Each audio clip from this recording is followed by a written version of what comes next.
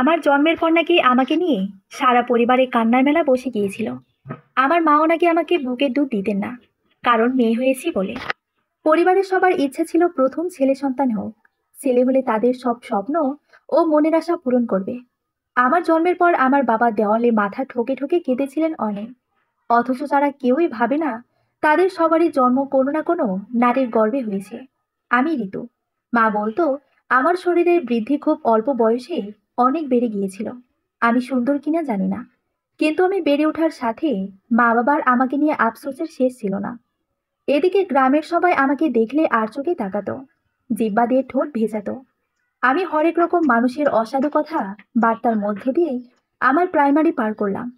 তবে প্রাইমারি শেষ হতে না হতেই আমার পড়াশোনার ইতি ঘটল। আমার বয়স যখন 13, হঠাৎ আমার বাবা মারা যান।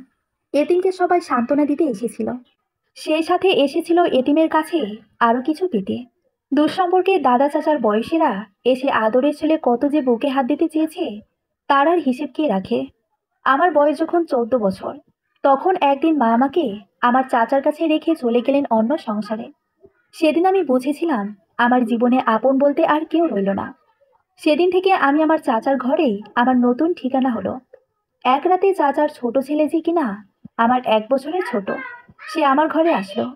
মাঝরাতে চাচাতো ছোট ভাই এসে চুপি চুপি আমার পাশে বসে আমাকে বলে উঠল, ঋতু আপু, তোমার কেউ নেই তো কি হয়েছে, আমি আছি তো। ওর এমন কথা শুনে প্রথমে আমি চোখের পানি ধরে রাখতে পারলাম না। কথাটা শুনে সত্যি কেঁদে ফেলেছিলাম অনেক। অন্তত কেউ তো বলল সে আমার পাশে আছে। কিন্তু রাত গভীর হতেই ছোট কাকাতো ভাই বোনের আবদারে আমার কাছে খারাপ আচরণ করতে শুরু করলো। তাই জীবনে বারবার ঠোকর খেয়ে এটা ঠিকই শিখেছি, স্বার্থপর ছাড়া আমার পাশে কেউ দাঁড়ায়নি। এদিকে আমি যেহেতু পড়ালেখা করি নাই, তাই সারাদিন কাকার ঘরের কাজই আমার প্রতিদিনের নির্ধারিত পেশা হয়ে গেল। ঘর মোছা, থালা বাসন মাজা, সবার কাপড় ধোয়া আমার নিত্য দৈনন্দিন কাজ। যদিও রান্নাবান্নার কাজ আমার কাকি করতেন, কিন্তু সব কাটাকাটি তিনি আমাকে দিয়েই করাতেন। এই ছোট বয়সে এত কিছু করতে গিয়ে মাঝে মাঝে হাঁপিয়ে উঠতাম আমি। তবুও মনকে সান্ত্বনা দিতাম। মনে মনে বলতাম, আপন ঘরই তো আছে। কিছুদিন যেতে না যেতেই বুঝলাম কাকি আমাকে আর সহ্য করতে পারছেন না। তিনি কাকাকে বারবার আমার বাবার ওই স্বল্প রেখে যাওয়া সম্পত্তি নিজের নামে করতে উঠে পড়ে লেগে গেলেন। আমি আর কি করব সম্পত্তি দিয়ে, তাদের কাছেই তো থাকি। তাই আমিও মনে মনে ভেবেছিলাম, এইসব দিয়ে কি আর লাভ, নিতে চাচ্ছে নিয়ে যাক ওনারা। কিন্তু আমার দুঃখের দিনগুলো তখনই বেড়ে যেতে লাগলো, যখন আমার বাবার সম্পত্তি আমার কাকি নিয়ে গেলেন। আস্তে আস্তে আমি যেন কাকির মাথার ব্যথার কারণ হয়ে দাঁড়ালাম। প্রায় রাতে তিনি কাকাকে বলতে শুনতাম, এলাকার ছেলেরা নাকি এ ঘরের সামনে সারাক্ষণ ঘুরেফেরা করে। এ নিয়ে প্রতি রাতেই কাকা কাকির মাঝে ঝগড়া বেঁধে যেত। আমি অনাথ, তাই আমি এটা ঠিকই বুঝতাম কিভাবে নিজেকে লোকচক্ষুর আড়ালে রাখতে হয়। তাই ঘর থেকে বেশি বের হতাম না। সবসময় পর্দার ভেতরে নিজেকে গুটিয়ে রাখতাম, যাতে আমার জন্য এ বাড়ির মানুষগুলোর কোনো অসম্মান না হয়।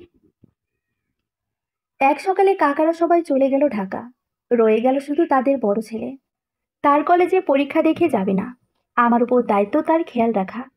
কলেজ থেকে আসলে ভাত দেওয়া, চা লাগলে চা করে দেওয়া, এইসব করেই ঠিকভাবে সারাদিন কাটালাম। রাতে ভাইয়া বলল তার রুমে যেন থাকি, তার নাকি একা ভয় লাগে। কিন্তু আমার তো অন্য কারো ঘরে শুতে অভ্যেস নেই, তাও কিনা 17-18 বছরের ছেলে।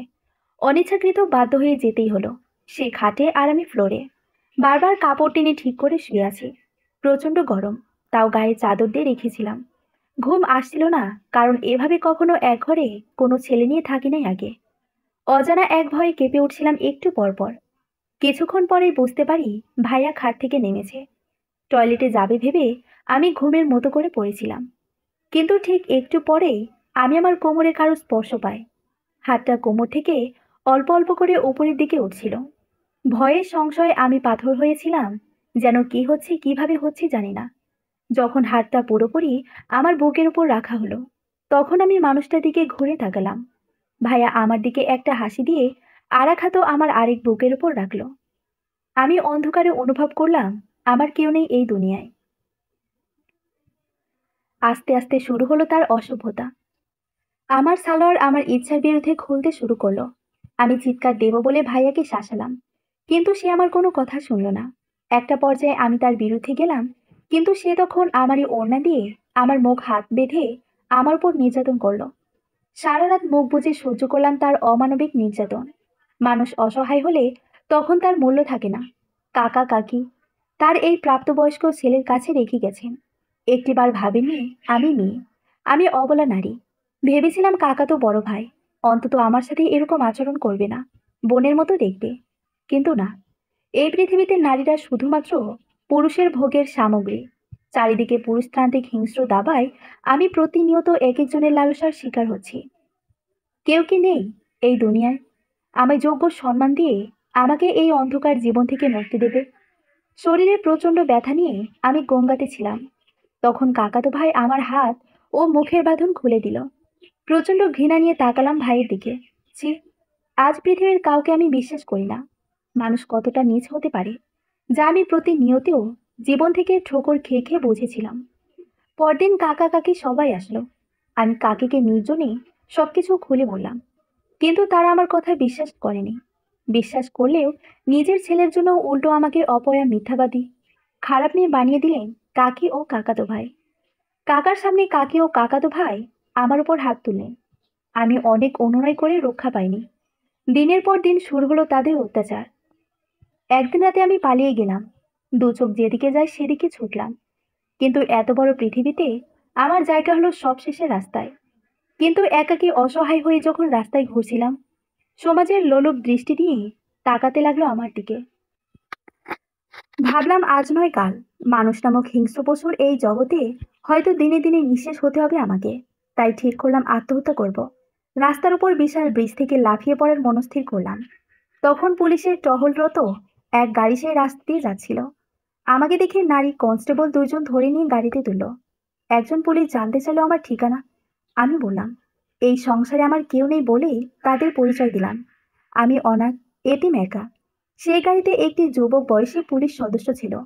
আমার কথাগুলো শুনে আমার প্রতি তার হয়তো মায়া লাগে, তাই সে বলে উঠল আমাকে তার মায়ের বাসায় নিয়ে যাব। এই দুনিয়ায় আমি কাউকে বিশ্বাস করি না। যেখানে আপন মানুষগুলো আমার সাথে অসভ্যতা করতে দ্বিধাবোধ করেনি, সেখানে পরপুরুষ আমায় কতটুকু বা সম্মান দেবে?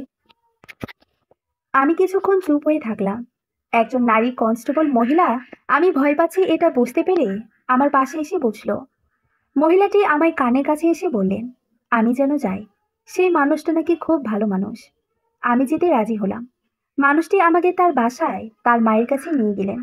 বৃদ্ধ মহিলা আমার কাছে জানতে চাইলেন আমার জীবনের গল্প। আমি সব কথা তাদের খুলে বললাম। মহিলাটি আমার জীবনের গল্প শুনতে গিয়ে দেখলাম চোখের পানি ধরে রাখতে পারলেন না। তিনি আমায় বুকে টেনে নিলেন আর বললেন আজ থেকে আমি তাকে যেন মা বলে ডাকি। ওনার কোনো মেয়ে নেই, তাই তিনি আমাকে মেয়ের জায়গা দিতে চাইলেন। কথাগুলো শুনে আমার চোখ থেকে নিমিষে জল গড়িয়ে গড়িয়ে পড়তে লাগলো। ভাবলাম পৃথিবীতে এখনো ভালো মানুষ আছে। তা না হলে পৃথিবী কবে ধ্বংস হয়ে যেত। নতুন ঠিকানায়, নতুন জীবনে আমি যেন বাসার আশা খুঁজে পেলাম।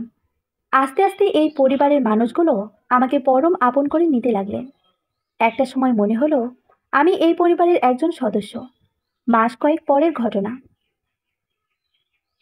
একদিন বৃদ্ধ মহিলা আমাকে ডেকে নিয়ে কাছে বসিয়ে বললেন মা, আমার যথেষ্ট বয়স হয়েছে, কখন কি হয় বলা যায় না। ঋতু, তোকে আমি আমার মেয়ের মতো দেখি, তাই আমি বেঁচে থাকতে তোর বিয়ে দিতে চাই। আমার ছেলে আশরাফ উপযুক্ত। আমি জানি আমার ছেলের জন্য ভালো ঘর থেকে বউ আনতে পারবো, কিন্তু আমি বউ পাবো, তোর মতো মেয়ে পাবো না। আশরাফ তোকে বিয়ে করতে রাজি হয়েছে, তুই কি আমার ছেলেকে বিয়ে করবি? মহিলার কথাগুলো শুনে আমি সাথে সাথে কান্নায় ভেঙে পড়লাম। চোখের স্মৃতিতে ভেসে উঠল সেদিনের কথা। জীবনের প্রতি প্রচন্ড ঘৃণা নিয়ে সেদিন হেঁটে হেঁটে উঁচু ব্রিজের দিকে যাচ্ছিলাম। যদিও আমি খুব কষ্ট করে ব্রিজের উপর উঠি, শেষবারের মতো আকাশের দিকে তাকিয়েছিলাম আর বলেছিলাম এই সুন্দর পৃথিবীতে আমি বাঁচতে চাই, কিন্তু ওরা আমায় সুন্দরভাবে বাঁচতে দেবে না। তাই বুক বাঁধলাম পাষাণে।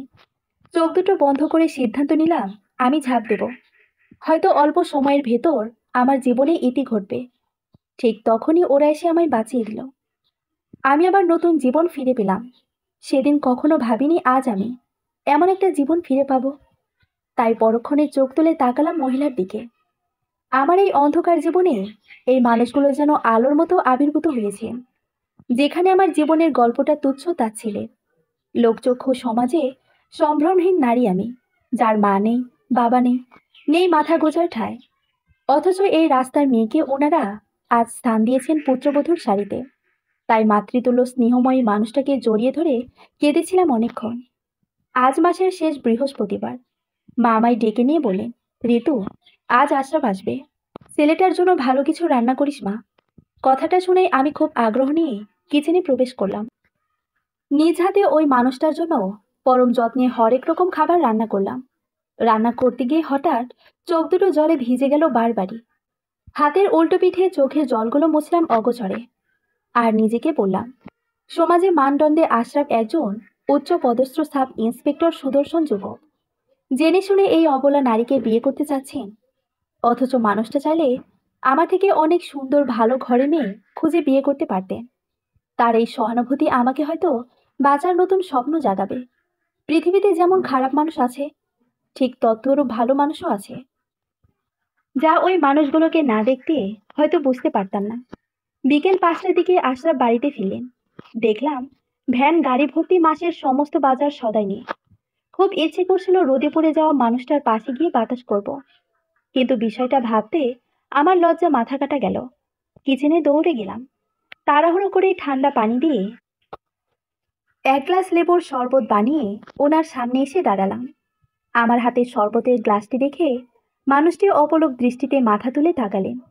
তবে আমি তার চোখের দিকে তাকাতে পারলাম না।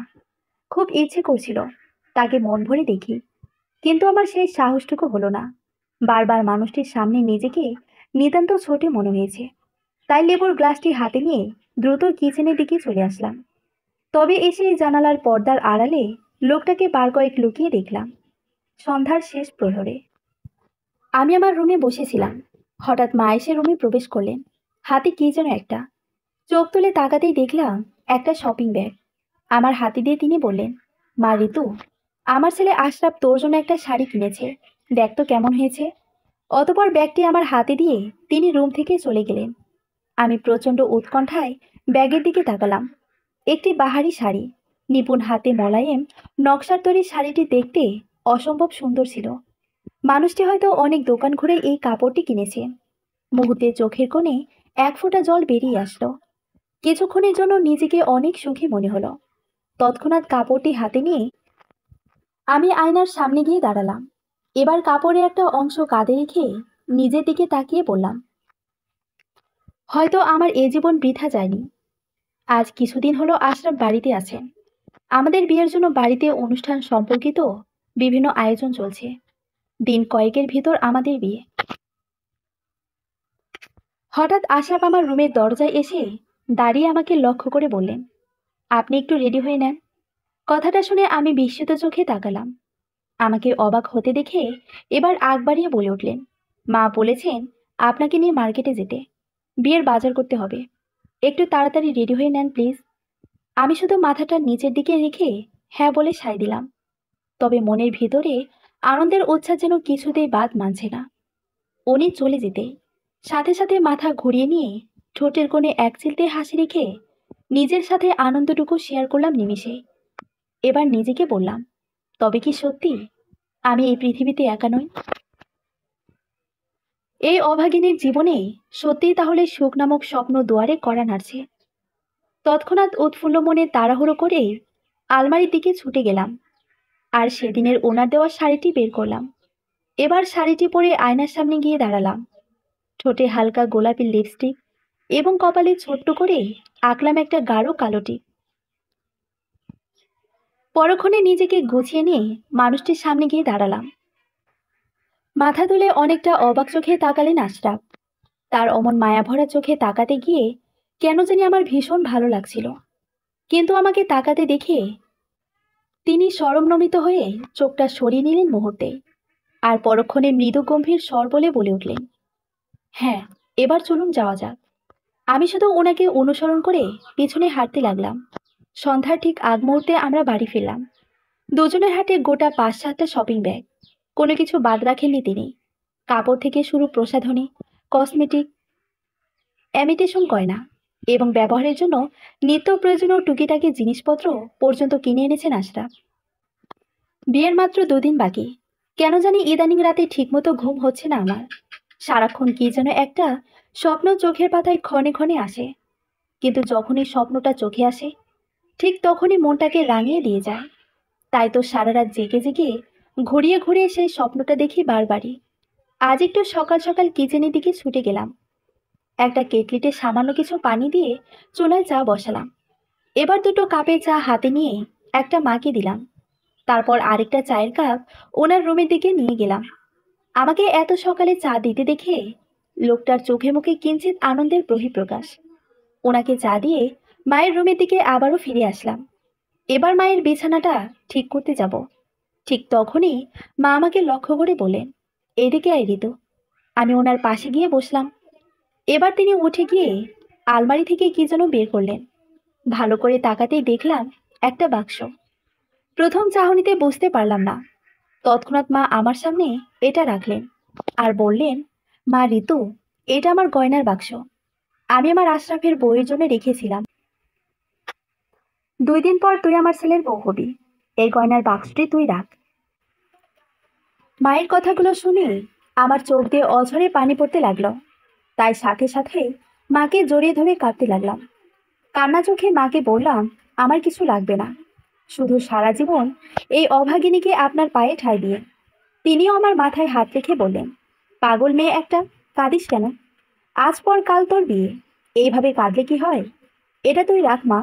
মনে মনে নিজেকে বললাম, ওনাদের আন্তরিকতা আর ভালোবাসা অপরিসীম, যা বলার অপেক্ষা রাখে না। কিন্তু যার জীবন দুঃখে ভরা, তার কপালে কি এত বড় সুখ সয়? তাই তো অভাগিনীর কপালে সুখ সইল না। হঠাৎ আচমকায় সারাদিন থেকে প্রচন্ড মাথা ঝিনঝিন করছিল আমার। প্রথমে বিষয়টি সামান্য ভেবে এড়িয়ে গেলাম, কিন্তু আমার জানা ছিল না আমার কপালে আর কি দুঃখ অপেক্ষা করছে। দুপুরের মধ্যাহ্নভোজের জন্য আশরাফ ও মা খাবার টেবিলে বসলেন। আমি নিজ হাতে তাদেরকে খাবারগুলো পরিবেশন করছিলাম পরম আনন্দ মনে। হঠাৎ মাথাটা একটু অদ্ভুত ঘুরতে লাগলো আমার, চোখ বেয়ে বারবার ঝাপসা দেখছিলাম। মুহূর্তে আমাকে হন্তদন্ত হয়ে খাবার পরিবেশন করতে দেখে আশরাফ খুব অবাক হয়ে তাকালেন। মানুষটা হয়তো বুঝতে পেরেছেন আমি স্বাভাবিক সেন্সে নেই, তাই তো বারবারই আমার দিকে ফ্যালফ্যাল করে তাকাচ্ছিলেন। কিছুক্ষণ যেতে না যেতেই আমার মাথার স্নায়ুকোষগুলো দুর্বল হয়ে আসতে লাগলো। কবে কিভাবে মেঝেতে পড়ে গেলাম বুঝতেই পারলাম না। জ্ঞান ফেরার পর প্রথম পলক তাকিয়ে দেখলাম আশরাফ দূরের দরজায় হেলান দিয়ে দাঁড়িয়ে আছে। তাকে দেখে যথেষ্ট চিন্তিত মনে হচ্ছে। পাশে তাকালাম, মা আমার মাথায় হাত বুলিয়ে দিয়েছেন। আমায় চোখ খুলতেই তিনি বলে উঠলেন, তোর কেমন লাগছে ঋতু? আমি ছোট্ট একটা দীর্ঘশ্বাস ফেলে বললাম, এখন ভালো লাগছে মা। এবার মাথা তুলে মাকে কৌতূহল নিয়ে জিজ্ঞেস করলাম, মা, আমার কি হয়েছিল? আজ তুই হঠাৎ অজ্ঞান হয়ে মেঝেতে পড়ে গিয়েছিলি। আমিও আশরাফ তোকে ধরাধরি করে আমার রুমে বিছানায় নিয়ে আসলাম। মায়ের কথা শুনে আমি চোখ দুটো বড় বড় করে তাকালাম। আমার অতিশয় অস্থিরতা দেখে মা আবার বলে উঠলেন, চিন্তা করিস না, কিছু হয়নি। হয়তো অতিরিক্ত দুশ্চিন্তায় তুই অজ্ঞান হয়ে গিয়েছিস। আমি বলি, ঋতু এত কি চিন্তা করিস? আজ পর কাল তোর বিয়ে, পেছনে যা হয়েছে ভুলে যা। এখন সুখের সময়, আশরাফকে নিয়ে সংসার করবি। পরক্ষণে আমার কাঁধে হাত রেখে মা পরম উৎসাহ নিয়ে বললেন, দেখিস তুই খুব সুখী হবে। আমার আশরাফ খুব ভালো ছেলে। মায়ের কথায় আমি মৃদু হাসলাম আর ঠোঁটের কোণে এক চিলতে হাসি রেখে সায় দিয়ে বললাম, হুম, তবে মনে মনে ঠিকই বলেছি, সত্যি মানুষটি অমায়িক। এটা বলতে বলতে মাথাটা ওপাশ করে ঘুরে তাকালাম। দেখলাম তিনি ওই দূরের দরজায় দাঁড়িয়ে দেখছিলেন আমায়, তবে আমার দিকে কেমন অদ্ভুত চাহনিতে তাকাচ্ছেন। তার এই চিন্তিত চেহারার মুখখানি দেখে আমার বারবারই খটকা লাগছিল, কেমন অস্পষ্ট গভীর দুশ্চিন্তার ছাপ। হঠাৎ মানুষটা এমন চুপসে গেলেন কেন, নিজেকে প্রশ্ন করলাম। আস্তে আস্তে আমার শরীরে ভারসাম্য ফিরে আসছিল, তাই আমি একটা সময় উঠতে চাইলাম। মা আবারও আমার মাথায় হাত দিয়ে বললেন, না, উঠবে না, কিছুক্ষণ ঘুমিয়ে থাক ঋতু। আমি বললাম, মা, রান্না করতে হবে। চুপ করে শুয়ে থাকতো, কোনো কথা বলবি না। রান্নার জন্য কাজের মহিলা সালেহা আছে, আর আমি তো আছি। এদিকে সারাদিন রুমে শুয়ে শুয়ে থাকতে থাকতে আমার মোটেও ভালো লাগছিল না। তবে শরীরটা আগে থেকে এখন অনেকটা ভালো। তাই নিজেকে গুছিয়ে নিয়ে রুম থেকে বেরিয়ে পড়লাম। পরক্ষণে ভাবলাম মায়ের রুমের দিকে যাব। তাই গুটি গুটি পায়ে মায়ের রুমের দিকে হাঁটতে শুরু করলাম। কিন্তু হঠাৎ ওপাশ থেকে আশরাফ ও মায়ের কথোপকথন আমার কানে ভেসে আসলো। কি একটা বিষয় নিয়ে ওনারা কথা বলছিলেন। তাই জানালার পাশ কাটিয়ে নিজেকে একটু আড়াল করেই শুনছিলাম। মা আশরাফকে লক্ষ্য করে বলছেন, কি রে আশরাফ, অনেকক্ষণ থেকে শুধু বসে বিড়বিড় করে যাচ্ছিস? কি একটা বলবি বলছিলি তুই? মা, কি হয়েছে আশরাফ, এমন ইতস্ত করছিস কেন বাবা? মা, আজ ডাক্তার সেলিনা চেম্বারে গিয়ে আমায় ফোন করেছিলেন। ওনার মুখ থেকে শুনলাম ডাক্তার কি বলেছে, আমার ঋতুর কিছু হয়েছে? এই আশরাফ, কথা বলছিস না কেন? মা, তিনি বলেছেন ঋতু। হুম, ঋতুর কি? মা, ঋতু 3 মাসের অন্তঃসত্ত্বা। কি? হ্যাঁ মা। কথাটা শুনে আমার মাথায় যেন আসমান ভেঙে পড়ল। চোখ দুটো জলে ভিজে গেল নিমিষে। নিজের শরীরের দিকে তাকালাম বারবারই। 16-17 বছরের অবুঝ মেয়ে আমি, যার মা নেই বাবা নেই। হয়তো আমি অনেক কিছু জানি না, যেখানে মেয়েরা তাদের মায়ের কাছ থেকে কৈশোর বয়সে অনেক কিছু শিখে নেয়। সেই জায়গায় আমার শিখতে হয়েছে নিজেকে প্রশ্ন করে। শৈশবে মাকে হারিয়েছি, বাবাকে হারিয়েছি তার আগে। কোনটা ভালো, কোনটা মন্দ, মাঝে মাঝে উত্তর পাইনি। তখন নিজেকে প্রশ্ন করে শিখেছি। কিন্তু আজ আমার অজান্তেই আমি অন্তঃসত্ত্বা। এই কঠিন সত্যতা বিশ্বাস করতে আমার সত্যি কষ্ট হচ্ছিল। আমার ভেতরটা ফেটে যাচ্ছিল বারবারই। মন চাচ্ছিল চিৎকার করে কাঁদবো, কিন্তু আমি কাঁদতে পারলাম না। কই, আমি তো কোনো পাপ করিনি, কোনো দোষও করিনি। তাহলে আমার জীবনের কেন কলঙ্কের অধ্যায় শুরু হবে? কেন বারবার আমার জীবন তুচ্ছ তাচ্ছিল্য বিষাদময় হবে? কেন? কেন? তবে কেন সেদিন বেঁচে ফিরলাম? আমি কি কখনো বিষাদময় জীবন থেকে মুক্তি পাবো না? কেন জানি নিজেকে সেই মুহূর্তে খুব ছোট মনে হচ্ছিল আমার। তাই তো অতি কষ্টের মধ্যেই হাসলাম।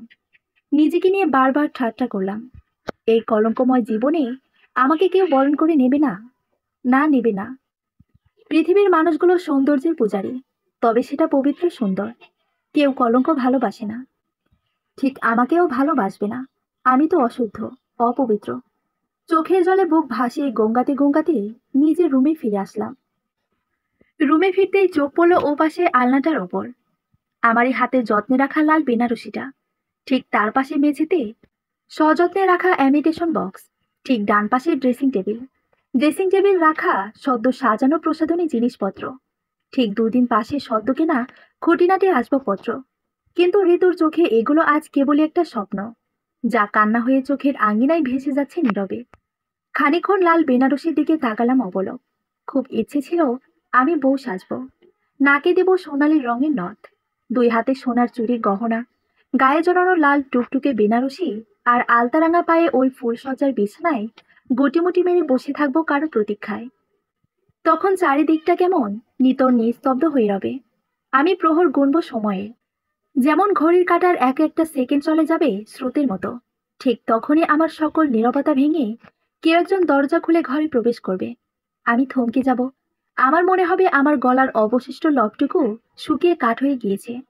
সেই মুহূর্তে তারই পদার্পণে প্রতিটা পায়ের শব্দে আমার বুকের ঠিক মাঝখানে ধুকপুক শিহরণ বাজবে। আমি তখন ঘোমটার আড়ালে মাথা তুলে অস্ফুট দৃষ্টিতে তাকাবো, আর মনে মনে বলবো, বাকি 8-10টা মেয়ের মতো আমারও সংসার হবে। আমি মনের রং দিয়ে সাজাবো আমার স্বপ্নের পৃথিবীটাকে, যেন শত জনম কুড়িয়ে কুড়িয়ে আনা ভালোবাসা দিয়ে। কিন্তু ঋতুর সব স্বপ্নগুলো আজ সময়ের তারতম্যে চোখের সাগরে বিলীন হয়ে গিয়েছে। যেন আজকের পর ঋতু তিলে তিলে শেষ হয়ে যাবে অতই গভীরে। কোনো এক নতুন কলঙ্কের আধারে ঢাকা পড়বে তার স্বপ্নগুলো। ভাগ্যে এত বড় দুর্নাম নিয়ে ঋতুর পথ চলা কি হবে? নাকি কবে কখন বিলীন হয়ে যাবে মনের অজান্তে? তখন সংসার কি পারিবে আমায় ঠেকাতে? হয়তো তখন এক আমি এই সমস্ত কালের পাপ পুণ্যের সাক্ষী হয়ে থাকব। তবে যিনি সৃষ্টি করেছেন তিনি ছাড়া এ জগতে আর কেহ কি আছে যে একটুখানি স্নেহের সঙ্গে স্মরণ করিবে? নাকি লোকে বলবে, না জানি নারীর কলঙ্কে অবিশ্বাস করিয়া সংসারে বরঞ্চ ঠকাও ভালো। কিন্তু বিশ্বাস করিয়া অভাগিনীর দুঃখের ভাগিদার হওয়ার দুঃসাহস কেউ দেখাবে না। সন্ধ্যা ঘনিয়ে রাত, অবিরাম চোখের শ্রদ্ধারা নোনা জলে তৃষ্ণার্ত আমি রুমের মধ্যে অন্ধকারে বসেছিলাম। হঠাৎ ওপাশে কারো আসার শব্দ পেয়ে আমি তৎক্ষণাৎ নিজের চোখের জলটুকু মুছলাম অগোচরে। মাথা তুলতে দেখলাম মা এদিকে আসেন। আমায় অন্ধকারে বসে থাকতে দেখে তিনি বলে উঠলেন, ঋতু, কখন তুই রুমে আসলি? আর অন্ধকারে এমন বসে আছিস কেন? আমি মৃদু গম্ভীর স্বরে বললাম, এমনি শুয়ে আছি। এখন কেমন লাগছে রে মা তোর? জি, ভালো লাগছে। ঋতু, খেতে আয় টেবিলে। না মা, আমার খেতে ভালো লাগছে না। সে কি, রাতে না খেলে শরীর খারাপ করবে যে। একটা পর্যায়ে ইচ্ছে করে মিথ্যে বললাম, আমি খেয়ে নিয়েছি। কারণ ওই মানুষটার সামনে গিয়ে নিজেকে দাঁড় করানো আমার কাছে শত তিক্ততার ছুরি আঘাতের মতো বুকে বাঁধবে। তাই নিজেকে সারা রাতই রুমের মধ্যে গুটিয়ে রাখলাম। তবে একটি বারের জন্য চোখের পাতা লাগাতে পারলাম না। ক্ষণে ক্ষণে বিষাদের সুর কানে বাজছিল অবলীলা। আর বারবারই সেই কথাগুলো স্মরণ হতেই মুহূর্তেই সশস্ত্র শরীর আঘাতে ক্ষত বিক্ষত করলো আমার মন। নিমিষে ভেঙে চুরমার হলো আমার স্বপ্নগুলো। তাই তো দু চোখ জলে অতই বন্যায় বালিশ ভিজেছে গভীর রজনীতে। নোনা জলের শেষ চুমুক পেতে পেতে কবে ঘুমিয়ে পড়লাম বুঝতে পারিনি।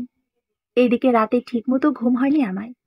তাই ভোরের গভীর নিদ্রা আচ্ছাদিত আমি হঠাৎ সকালে প্রচন্ড কোলাহল শব্দে ঘুমটা ভেঙে গেল। প্রথম চাহনিতে কিছুই বুঝতে পারলাম না। কিছুক্ষণ কান পেতে থাকতেই এবার ঠিক শ্রবণ হলো বাড়িতে অনেক লোকের সমাগম। হঠাৎ এত লোক বাড়িতে, তাই খুব চমকে গেলাম আমি। পরক্ষণে নিজেকে প্রচন্ড কৌতূহল নিয়ে প্রশ্ন করলাম পরম উৎকণ্ঠায়, বাড়িতে কি হয়েছে? এবার নিজেকে তাড়াতাড়ি গুছিয়ে নিয়ে বিছানা থেকে উঠে পড়লাম মুহূর্তে। আর বন্ধ রুমের দরজা খুলতে দেখলাম মায়ের রুমে গোটা কয়েক মানুষের ভিড়। আমাকে উঠতে দেখে সালেহা দৌড়ে এসে হাঁপাতে হাঁপাতে বলে উঠল, আপামনি, আমি তোমার দরজার সকাল থেকে লাগাতার ধাক্কা দিয়ে যাচ্ছি, তোমার কোনো সাড়া শব্দ নেই। এই বলে সালেহা হাউমাউ করে কাঁদতে কাঁদতে বলল, আপামনি, কাকিমা আর নেই। তৎক্ষণাৎ আমি দৌড়ে ছুটে গেলাম মায়ের রুমের দিকে। বিছানার ওপর এক টুকরো কাপড়ের ঢাকনা সরাতে মায়ের নিথর দেহ ও মুখটা ভেসে উঠল আমার চোখের সামনে। মানুষটার দিকে তাকাতে তাকাতে নিজেকে বললাম, আমার শেষ বেঁচে থাকার আশ্রয়টা তুমি ছিলে মা। যখন সারা পৃথিবীর মানুষগুলো আমায় তুচ্ছ তাচ্ছিল্যের চোখে দেখেছে, অনায়াসে ঠেলে দিয়েছে দূরে, একটা সময় বেঁচে থাকার ইচ্ছেগুলো হারিয়ে ফেলেছিলাম আমি। ঠিক তখনই মানুষটি মায়ের স্নেহভরা হাত নিয়ে আমার বুকে আগলে নিয়েছিলেন, দেখিয়েছিলেন এতিম মেয়েটিকে বাঁচার নতুন স্বপ্ন। আজ সেই মানুষটাও চলে গেলেন। তাই তো অসহায় অপয়া ঋতু শেষ আশ্রয়টুকু হারাতে বসেছে। আশরাফের মায়ের দাফন কাফন করা হলো। সারা সন্ধ্যা থেকে আশরাফ নিজের রুমে বসে আছেন, একটা দানাও পেটে দেননি। লোকটার এই পৃথিবী শুধুমাত্র মাই আপন ছিলেন, আর কেউ নেই ওনার পরিবারে। যতটুকু শুনেছি, ওনার বাবাকে রাজনৈতিক কারণেই সন্ত্রাসীরা ধরে নিয়ে যায়। এরপর আর কোনো খবর পাওয়া যায়নি লোকটার। তখন আশরাফের বয়স ছিল মাত্র 2 বছর। মহিলাটি অনেক কষ্টে ছেলেকে মানুষ করেছেন। তবে ভাগ্যে জোটেনি ওনার স্বামীর সোহাগ। হয়তো জীবনে অনেক দুঃখ কষ্ট ভোগ করেছেন, তাই তো অন্যের কষ্টগুলো সহজে উপলব্ধি করতে পারতেন। আত্মীয় স্বজন 2-1জন ছিলেন, তারাও সন্ধ্যার আগে নিজেদের বাসায় চলে গেছেন। লোকটা এখন এক মনে একাকী বিষণ্ণতায় রুমে বসে থাকতে দেখে আমি কিচেনের দিকে গেলাম। ভাবলাম কিছু একটা রান্না করব। এদিকে বাড়িটা বেশ ফাঁকা ফাঁকা লাগছিল। মা চলে গেছেন এই কথাটা স্মরণ হলেই ভেতরটা কেমন মোচড় দিয়ে কান্না আসতে লাগলো আমার। তবুও নিজেকে সামলে নিলাম। একটা ডিশে কিছু খাবার রেখে সালেহাকে দিয়ে লোকটার সামনে পাঠালাম। আমি দূর থেকে লক্ষ্য করলাম খাবারগুলো সামনে রাখতেই তিনি বলে উঠলেন, আমি খাবো না। সারাদিন থেকে কিছু খাননি ভাইজান, একটা কিছু মুখে দেন। দেখলাম তার কথায় কোনো সায় দিলেন না, তাই সে পুনরায় বলে উঠল, ভাইজান, কিছু একটা খেয়ে নেন, শরীর খারাপ করবে। আশরাফ এখন চোখ জোড়া লাল করে রেগেই বললেন, বললাম তো আমি খাবো না। সালেহা আর দ্বিতীয় কোনো কথা শোনার আগেই খাবারগুলো নিয়ে কিচেনের দিকে চলে আসলো। সত্যি কথা বলতে আমারও খেতে ইচ্ছে করছে না। কেমন যেন বুকের মাঝে অজস্র ব্যথা হচ্ছে। মাত্র কটা দিন মহিলাটির পাশে ছিলাম, কিন্তু মনে হয়েছে তিনি জনম জনমের আপন। আজ খুব ভোরে উঠলাম আমি, যদিও রাতে বার কয়েক ঘুম ভেঙেছে আমার। তবুও প্রতিদিনের অভ্যাস সকালে উঠে ফজরের নামাজ পড়া। রুমের মধ্যে লাল বেনারসির দিকে আচমকাই চোখটা পড়ল আমার। মনে মনে হাসলাম খানিকক্ষণ। আজ আমার বিয়ে। কিন্তু বিয়েটা তো আর হচ্ছে না হয়তো, কারণ স্বপ্নগুলো কেমন বদলে গিয়েছে সময়ের তারতম্যে। তাই তো মিথ্যে স্বপ্ন দেখে নিজেকে সান্ত্বনা দেওয়ার একমাত্র মাধ্যমটাই হলো হাসি। পরক্ষণে রুম থেকে বের হতেই দেখলাম আশরাফ মাথায় টুপি পরে এইমাত্র বাড়িতে প্রবেশ করেছেন। হয়তো ফজরের নামাজ পড়ে মায়ের কবরের দিকে গিয়েছিলেন। লোকটাকে দেখে এবার ভাবলাম কিচেনে যাব। আমি একটা কেটলিতে কিছু পানি দিয়ে চা বসালাম। চা বানাতে বানাতে দেখলাম সালিহা ইতিমধ্যে কিচেনে প্রবেশ করলো। আমাকে দেখে বলে উঠল, আপা আমাকে দেন, আমি কাপগুলো ধুয়ে নিচ্ছি। আমি তাকে ইশারা দিয়ে বললাম, একটি চায়ের কাপ যেন আশরাফের রুমে নিয়ে যায়। সে তৎক্ষণাৎ এক কাপ চা আশরাফের রুমের দিকে নিয়ে চলে গেল। আজ আশরাফের মায়ের মৃত্যুর 15 দিন পার হয়েছে। এক দুপুরে আমি আমার রুমে বসেছিলাম। হঠাৎ আশরাফ এসে বললেন আমি যেন লাল বেনারসিটা পরে রেডি হয়ে থাকি। এটা বলেই নিজের রুমের দিকে দ্রুত চলে গেলেন। আশরাফের এই কথাটা শুনেই আমি রীতিমতো অবাক হয়ে গেলাম। বিগত দিনগুলো সত্যি কথা বলতে আমি মন থেকে মুছে দিয়েছিলাম আমার বিয়ে হবে বা আমি বউ সাজবো। কিন্তু আজ আশরাফের এমন কথা শুনে আমি খুব চমকে গেলাম। যদিও আমার জীবনের কাহিনীটা আশরাফের জানা, কিন্তু সদ্য আকস্মিক ঘটনা হলো আমি অন্তঃসত্ত্বা। এই কথাটা জানার পরও যে কোনো লোকই সেই মেয়েকে বিয়ে করতে রাজি হবে না। কিন্তু আশ্চর্য, আশরাফ সবকিছু জেনেই আমাকে বিয়ে করতে চাচ্ছেন। বিষয়টা আমাকে অতি আশ্চর্য করলো। এদিকে আমি আমার রুমে বসে বিয়ের বেনারসিটা নিজে নিজে পড়ার চেষ্টা করছিলাম। ঠিক তখনই সালেহা রুমে প্রবেশ করলো, সাথে তার 14 বছরের মেয়ে। আমাদিকে তাকিয়ে ঠোঁটের কোণে একরাশ হাসি রেখে বলে উঠল, আপামনি, ভাইজান হঠাৎ আমায় বলে উঠলেন আপনাকে যেন বেনারসি পরিয়ে দেয়। ভাইজানের মুখে কথাটা শুনে আমি বুঝে গিয়েছিলাম আপনাদের আজ বিয়ে। আমি মূর্খ সূর্খ মানুষ, তাই ভাবলাম আমার মেয়েকে নিয়ে আসি। আমার মেয়ে পারুল আপনাকে সাজিয়ে দেবে। বাড়িতে সারাদিন সাজগোজ করে, দেখবেন আন্টি আমি কিভাবে সাজিয়ে দেই আপনাকে। ছোট মেয়ে পারুলের এমন সৌহার্দ্য দেখে আমার খুব ভালো লাগলো। বাড়িতে তেমন একটা আয়োজন নেই, 5-7 জন লোক আর সাথে কাজী সাহেব আশরাফের রুমে বসে আছেন। এদিকে আমি সালেহা ও তার মেয়ে। পারুল মেয়েটি সারাক্ষণ আমার পাশে বসেছিল। সালেহা কিচেনে রান্নাবান্নার আয়োজনে ব্যস্ত। হঠাৎ একজন লোক কাজী সাহেবকে নিয়ে রুমে প্রবেশ করলেন। যাই হোক, অবশেষে অভাগিনীর কপালে বিয়েটা সম্পূর্ণ হলো। পারুল আমাকে কোণে সাজিয়ে আমার রুমটায় একা রেখে চলে গেল। আমি বধূ সেজে আমার রুমে বসে আছি, তবে মনের মধ্যে হাজারো প্রশ্ন। লোকটা এত কিছু জানার পরও কেন আমাকে বিয়ে করলেন? আজ আমাদের বাসর রাত। প্রতিটি নারীর কল্পনায় এই রাতটি যেন স্বপ্নের বর্ণের রাঙানো রাত। ভরা পূর্ণিমায় নৈরিত ইমোজাজ জ্যোৎস্নায় প্লাবিত। চারদিকে স্রোতে প্রতিফলিত রূপালী আভা। কনকনে মৃদু ঠান্ডা বাতাস এসে শিহরিত করছে আমার মন। যদিও তেমন সুন্দর করে সাজানো হয়নি আমাদের ফুলসজ্জার ঘর, তবুও মনের রং দিয়ে আমি সাজিয়েছি আপনার স্বপ্নের বাসর। অভাগিনী ঋতু কখনো ভাবিনি আমার বিয়ে হবে, আমার সংসার হবে। তবুও এই কলঙ্কময় জীবনে শত তিক্ততার পরে এ যেন বেঁচে থাকার অন্তিম অনুপ্রেরণা। খানিকক্ষণ নীরবতার পর হঠাৎ আশরাফ ঘরে প্রবেশ করলেন। আজ মানুষটাকে অনেকটা কাছ থেকেই দেখলাম। আমার সকল কষ্ট ও যাতনা নিমেষে নিজের করে নিলেন। শেষ রাতে হঠাৎ আমি ওনাকে প্রশ্ন করলাম, এত কিছু জানার পরও কেন বিয়ে করলেন আমায়? কারণ এই একটি প্রশ্ন আমাকে কুড়ে কুড়ে খাচ্ছিল। আশরাফ তৎক্ষণাৎ বলে উঠলেন, সামাজিক অভ্যন্তরীণ শৃঙ্খলা এবং জনগণের নিরাপত্তা রক্ষা করা আমাদের কাজ। সমাজে অন্যায়ের বিরুদ্ধে আমরা প্রতিনিয়ত লড়াই করি। যেমনই আমরা অন্যায়ের বিরুদ্ধে রুখে দাঁড়াই, তেমনি ক্ষতিগ্রস্তের পাশে দাঁড়ানোর আমাদের দায়িত্ব। আমি যদি বলি সাধারণ নাগরিক হিসেবে, সেটা আমার কর্তব্য। তবে এছাড়া তোমাকে বিয়ে করার আরো প্রধান দুটি কারণ আছে। প্রথমত, মা মারা যাওয়ার সময় মায়ের শেষ ইচ্ছা ছিল আমি যেন তোমাকে বিয়ে করি, তাই মাকে আমি কথা দিয়েছিলাম। দ্বিতীয় কারণ একান্ত আমার মনের, সেটা না হয় আস্তে আস্তে বুঝতে পারবে। তবে এতটুকু বলতে পারি, ঋতু, তুমি খুব ভালো মেয়ে। সত্যি, তুমি খুব ভালো একটা মেয়ে। আশরাফের মুখে এমন সম্প্রীতি দেখে সত্যি আমি মুগ্ধ হলাম। তাই পরম আনন্দের নিমিষেই চোখে জল বেরিয়ে আসতে লাগলো আমার। তারই অগোচরে ঘোমটার আড়ালে চোখের কোণে জমে থাকা জলগুলো মুছলাম। যদিও মানুষটা হাসি মুখে আমায় মেনে নিয়েছে ঠিকই, কিন্তু তবু মনের মধ্যে একটা কষ্ট থেকে গেল। আমি মানুষটাকে আমার পবিত্রতা দিতে পারলাম না। বিয়ের 1 সপ্তাহ পরের ঘটনা। হঠাৎ আশরাফ কিছু কাগজপত্র নিয়ে এসে আমার পাশে বসলেন। আমি খুব অবাক হলাম। পরক্ষণেই তিনি আমায় জিজ্ঞেস করলেন, ঋতু, তোমার জীবনে ঘটা অমানবিক নির্যাতন ও দায়ী মানুষদের কি শাস্তি দিতে চাও? আমি স্বাভাবিকভাবে মাথাটা নাড়িয়ে বললাম, সেটা কিভাবে সম্ভব? হ্যাঁ ঋতু, তুমি চাইলে সেটা সম্ভব। জি। কিভাবে?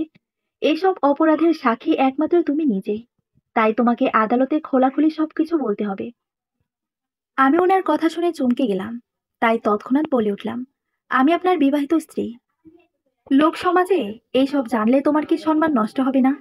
আমি না হয় সেটা বিসর্জন দিলাম, তবুও যদি তোমার সাথে করা অন্যায় প্রতিবাদ তো করতে পারবো আমি। আর সেটাই আমার কাছে বড় অর্জন, বড় সম্মান। দেখো, ঋতু, অন্যায়কে যদি আমরা রুখে না দাঁড়াই, তাহলে তোমার মতো দেশে হাজার লক্ষ নারী আজ পুরুষতান্ত্রিক হিংস্রতার শিকার হয়ে অকালে প্রাণ হারাচ্ছে। তুমি কি চাও না এই লোকদের শাস্তি হওয়া উচিত? আশরাফের মুখে কথাগুলো শুনে প্রথমে আমি ইতস্তত করলাম, কিন্তু তিনি আমায় বোঝালেন। আমি রাজি হলাম। মামলা চলাকালীন 2 মাস পরের ঘটনা। আজ আদালতের শেষ শুনানি। আমার কাকাতো ভাই ইমরানের 7 বছরের কারাদণ্ড হয়েছে। ও তার পরিবারের বাকি সদস্যদের 6 মাসের জেল অনাদায়ে 50,000 টাকা জরিমানা। জব্বার ও কাসিমের 2 বছরের জেল ও বাকি একজন পলাতক। আদালত থেকে বের হয়ে আজ আমি স্বস্তির নিঃশ্বাস ফেললাম।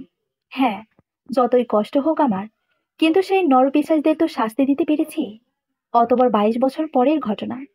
আমার পুত্র রোহান আজ সেনাবাহিনীতে চাকরি করছে। যদিও আশরাফ ছেলেটিকে নিজের ছেলের মতো দেখেছেন, কখনো বুঝতে দেননি সে আমার যার সন্তান। সেজন্য এই মানুষটার কাছে আমি চিরদিনই কৃতজ্ঞ থাকব। আমার মতো অবলা ঋতুর পাশে এই মানুষটাকে আমি পেয়েছি। সেই জন্যই হয়তো আমি হেরে গিয়েও জিতেছি। আমার মতো ঋতুর পাশে যদি সময় সময়ে কেউ একজন পাশে দাঁড়ায়, তাহলে হয়তো আমার মতো একটি প্রাণ আবারও বেঁচে যাবে। সমাপ্ত।